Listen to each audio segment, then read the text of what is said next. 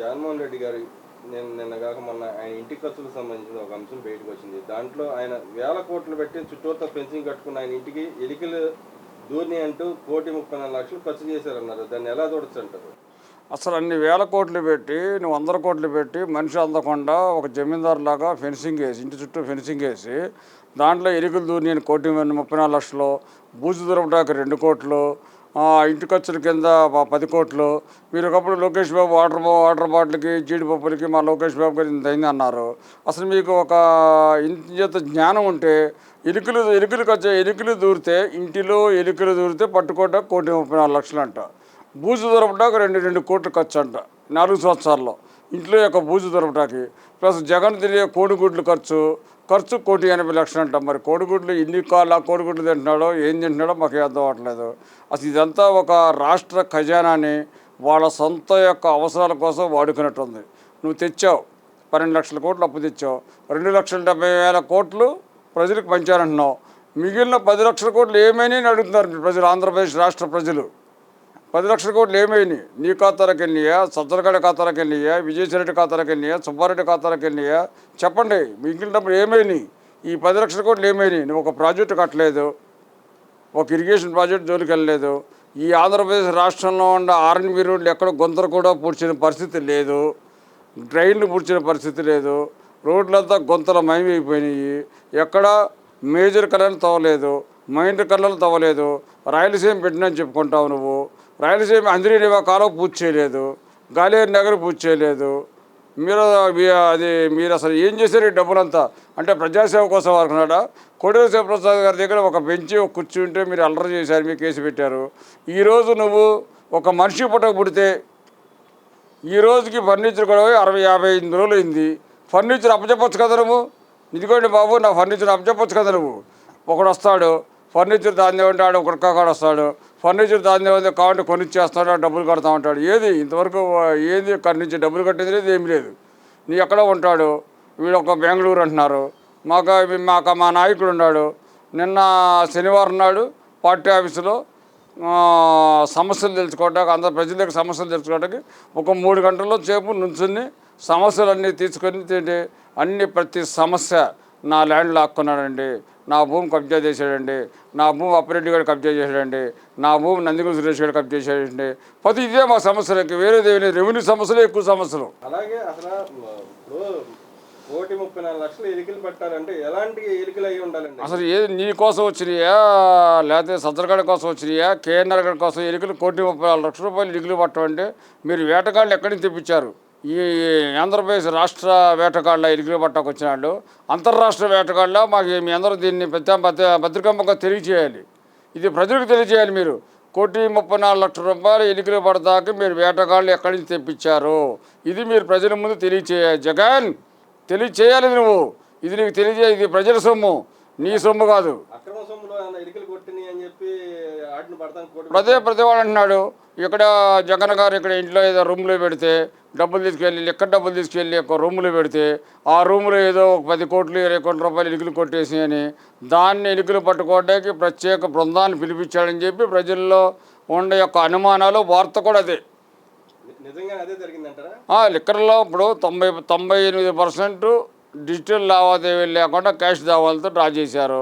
మీ ఇంటికి వెళ్తే ఇంటికాడ హ్యాండ్ ఓవర్ చేయాలి.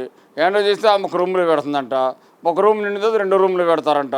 పెట్టిన తర్వాత ఆ రూమ్లో ఉన్న యొక్క నగదని ఎలుకలు దూరి ఒక 5 కోట్లు 10 కోట్ల రూపాయలు ఎలుకలు కొట్టినాయి అంట.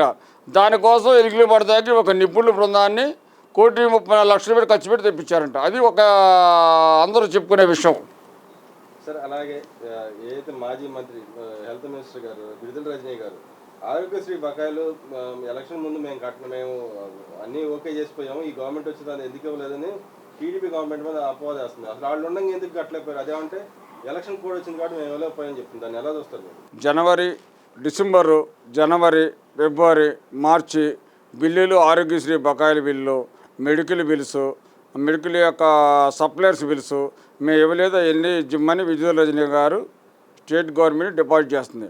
దాంట్లో ఉన్న లొసుగు ఏమిటంటే విడుదల రజనీ గారు హైదరాబాద్లో ఉంటే ఈ యొక్క గవర్నమెంట్ హాస్పిటల్కి సప్లై చేసిన సప్లయర్స్ మెడికల్ సప్లై చేసిన వాళ్ళందరూ విడుదల రజనీ గారు వాళ్ళ దగ్గర 6% కమిషన్ తీసుకుంది. ఆ కమిషన్ తిరిగి ఇవ్వమని ఇంటికి వెళ్ళి ఒత్తిడి చేస్తున్నారు. దానికోసం ఆ ప్రెస్కి వచ్చి మా బిల్లులన్నీ ఎలక్షన్ కోడ్ ఎప్పుడు వచ్చిందమ్మా? నువ్వు చదువుకుంటావు కదా, నువ్వు చంద్రబాబు నాయుడు నాటిన ఐటీ మొక్కని నేను సైబర్ మొక్కని చెప్పావు. ఎలక్షన్ కోడ్ ఎప్పుడు వచ్చింది? డిసెంబరు, జనవరి, ఫిబ్రవరి బిల్లులు ఎందుకు ఇవ్వలేదు?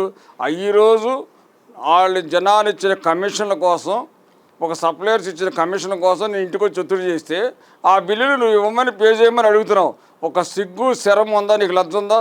చదువుకున్నా అని చెప్పి ఒక సిగ్గు శరం ఉందా నీకు? అలాగే ఏదైతే వల్లభనేని వంశీ కానీ ఇటు కొడాలి నాని కానీ మిగతా నాయకులు ఎవరైతే అంతకుముందు హల్చల్ చేశారో ఒక్కొక్కరి మీద కేసులు అవుతా ఉండగా అందరూ ఎబ్స్కాండ్ అవుతున్నారు. దాన్ని ఎలా చూడొచ్చు? కేసులు మా పార్టీకి కేసులు సంబంధం లేదు. చట్టం దాని పని దాన్ని చేసుకుపోద్ది. దేవాలయం అంటే మా పార్టీ ఆఫీసు మీద గన్నవరంలో దాడి చేస్తే ఆ రోజున మీరు ఉండి డైరెక్ట్గా వంశీ తన అనుచరులు వేసుకొచ్చి దాడి చేస్తే ఆ రోజు మీరు కేసు పెట్టలేదు. దాన్ని ప్రజల కోరిక మీద పోలీసు వాళ్ళు విడతలు స్వీకరించి కేసులు బుక్ చేశారు. నేను ఇదిగో కేసులు ఎదుర్కొంటాను, ఒకడు అన్నాడు గుడివాడ కాడు కుక్క, వాడు ఎదుర్కొంటాను ఈ కేసులో లెక్క తొక్క అన్నాడు. ధైర్యంగా నీ ఇంట్లో నువ్వు ఉండు, గన్నవరంలో వాడిని ఉండమను. కేసులు పెట్టాడు ఎదుర్కోడు. ఇంకొకటి వస్తాడు పేరు నానిగాడు, అక్రమ కేసులు పెడుతున్నారు. వంశీ చాలా మంచాడు, అక్రమ కేసులు పెడుతున్నారు. వీడు ఒక్కరితో తీసుకుంటున్నాడు పేరు నాని. వీడు ఒకటి పెట్టారు ఇక్కడ, ఇక ఎవడో దొరకట్లేదు. అమాయకుడి పేరు నాని దొరికాడు. నూజివీడు జైల్లోకి వెళ్ళి పరామర్శించి వచ్చాను.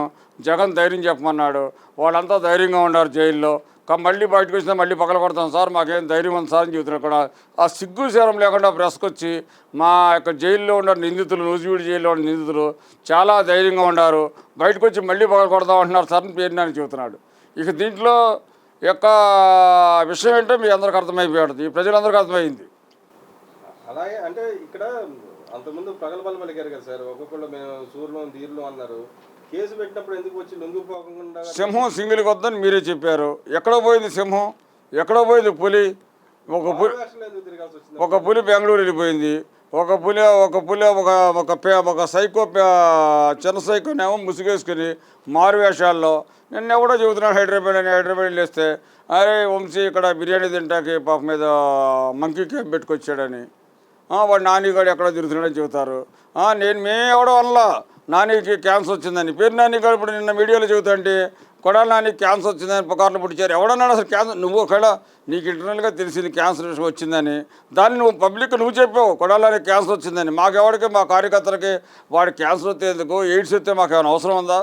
కొడాలి నానిగాడి క్యాన్సర్తో ఎయిడ్స్తో మాకు సంబంధం ఉందా? మా నాయకుడు నారా చంద్రబాబు నాయుడు గారు, మా లోకేష్ బాబు గారు ఈ రాష్ట్రాన్ని ఎలా బాగు తీసుకెళ్ళాలి, ఎలా పైకి తీసుకెళ్ళాలి, అసలు ఈ రాష్ట్రంలో జరిగిన అవినీతి ఏంటి, ఇసుక అక్రమాలేంటి, మైన్స్ అక్రమాలేంటి, లిక్కర్ మీద అక్రమాలేంటి, ఈ చోట్ల అంటే మీరు కొడాలని క్యాన్సర్ వచ్చిందన్నారు. వల్మేన్ వంశీ పారిపోతే పట్టుకుంటాకన్నారు. అవును పోలీసులు దాని పని చేసుకుంటారు. పారిపోవటం ఏంటి అసలు? ఇంటికాడే ఉండొచ్చు కదా, నా మీద ఈ కేసు ఉంది, ఇంటికాడ ఉండొచ్చు కదా. తప్పు చేయని వాడు పారిపోవటం ఎందుకు? ఎలక్షన్ కౌంటింగ్ అయింది ఇంతవరకు గుడివాడు నా గన్నవరం వాడు ఇంతవరకు లేరు. ఎక్కడ పారిపోయారు అసలు వీళ్ళు? అనిల్ కుమార్ యాదవ్ కూడా ఇంతవరకు నెల్లూరులో లేడు. వీడు ఎక్కడికి వెళ్ళాడు? ఇది చెప్పడం ముందు మీరు పలానాడు ఉన్నాడు, ఇదిగా మా వంశీ ఇక్కడ ఉన్నాడు, తప్పు చేయలేదు, ఇంటికాడ ఉన్నాడు, రండి అరెస్ట్ చేయండి అని చెప్పొచ్చు కదా. మీరు పెట్టలేదా కేసులు? దేవాలయాలు ఏంటి, మా కేంద్ర కార్యాలయం మీద దాడి చేశారు మీరు, దాడి ముందస్తు బెయిల్కి వెళ్తున్నారు మీరు.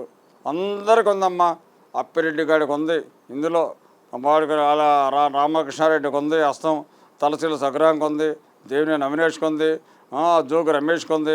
వీళ్ళందరూ సిఐడి ఎంక్వైరీలో వేస్తే చట్టం దాని పని దాన్ని చేసుకుపోద్ది. ఎవడు బయట ఉంటే వీళ్ళంతా లోపలికి వెళ్ళిపోతారు. అలాగే రీసెంట్గా వీడియో బయటకు వచ్చింది, ఒక పెద్ద అడ్వర్టైజింగ్ పెట్టారు, కుప్పం మాదే, మేమే గెలుస్తాం, కుప్పం కూడా ఈసారి మాదే అన్నారు. అలాంటిది కుప్పంలో వాళ్ళ పార్టీ ఆఫీసు ఈరోజు హోటల్ అమరావతి అనే హోటల్గా మారిపోతుంది. దాన్ని ఎలా చూడతారు? ఇప్పుడు మేము పెద్దిరెడ్డి గారు వెళ్ళాడు, కుప్పంలో చంద్రబాబు నాయుడు ఎలా గెలుస్తాడన్నాడు. మీరు అక్కడ 500 కోట్లు ఖర్చు పెట్టారు ఓన్లీ ఎలక్షన్ కోసం, పంపిణీ కోసం చంద్రబాబు నాయుడు ఓడించాలని. ఏం పెగ్గలిగారు అక్కడ మీరు? కుప్పంలో మీ యొక్క వైఎస్ఆర్ పార్టీ ఆఫీస్ని ఒక అతను అమరావతి క్యాంటీన్ అని పెట్టుకునే పరిస్థితి తీసుకొచ్చారు మీరు. భర్త వెళ్ళాడు, అక్కడ భర్త అంటే ఉన్నాడంట కుప్పం ఇన్ఛార్జి, వాడు వెళ్ళాడంట. బాబు నువ్వు ఎందుకు వచ్చారా బాబు, మేము ఇక్కడ ప్రశాంతంగా పోతున్నాం కుప్పం ప్రజలు, మళ్ళీ అల్లాలు సృష్టించకొస్తాం అని చెప్పి వైసీపీకి చెందిన కార్యకర్తలు వాడి భర్త అనేటువంటి పారదోలేరు అక్కడి నుంచి. అలాగే జగన్మోహన్ రెడ్డి గారు ఏదో ఒకరోజు ఏదో మా నాయకుడు వచ్చి ఇంట్లో వచ్చి అందరు కార్యకర్తలు షోపటప్పు చేశారు. చూస్తే ఆ నాయకుడు మళ్ళీ బెంగళూరు ఎందుకు పారిపోయాడు అంటారు.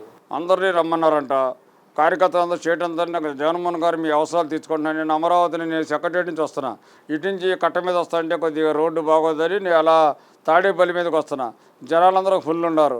అక్కడ ఆగా ఏంట్రా బాబు పరిస్థితిని, ఈ జగన్నాథుడు మమ్మల్ని ఆర్థికంగా ఆదుకుంటానండి మీ వైసీపీ కార్యకర్తను, ఇక్కడికి వస్తే సెక్యూరిటీ మమ్మల్ని కొట్టారు సార్, ఇదిగోండి దెబ్బతిందని చూపెడుతున్నారు. అసలు నువ్వు పిలవటం ఎందుకు, ఏంటి సెక్యూరిటీ కొట్టారంటే ఆయన ఎక్కడ ఉన్నాడు, బెంగళూరు నుండి మీరు ఎందుకు వచ్చారు ఇక్కడికి, ఎవరు చెప్పాడు, సదరగాడి మాట ఈడి మాట విజయసాయిరెడ్డి మాట మీరు వినొచ్చా అని ప్రజలంతా గోల 2000 మంది ఉన్నారు అక్కడ. జగన్ కలవడానికి వచ్చామండి, మాకు ఆర్థిక ఇబ్బందులు ఉన్నాయండి, కలచడానికి వచ్చాడని.